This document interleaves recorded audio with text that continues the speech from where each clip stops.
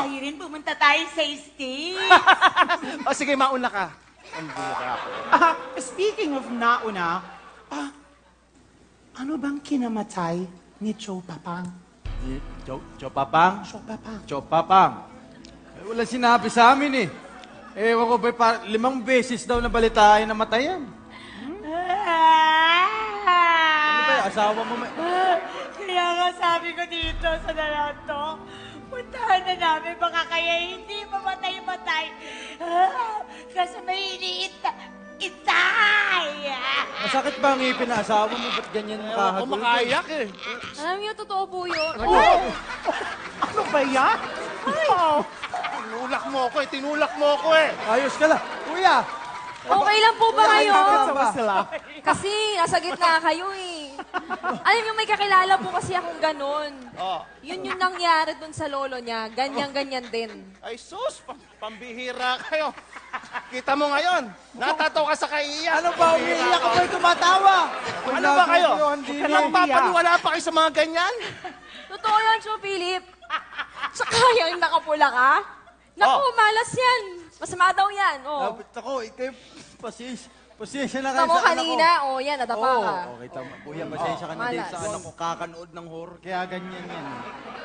Tsaka, Chalena, yung paghagulgol nyo kanina, dun sa tapat ng ataol, masama daw yun eh. Masama daw na tumutulo yung luha sa patay. Naku anak, huwag ka mag-alala. Hindi totoo iyak niyan. Hindi? Ako na nga yung umiiyak eh, kesa naman walang umiiyak sa atin. Tsaka ihaw, huwag kang naniniwala sa mga kasabihang yon. Pero, matanong ko po, ba't ngayon na kayo umuwi? Ay, matatawa kayo sa dahilan.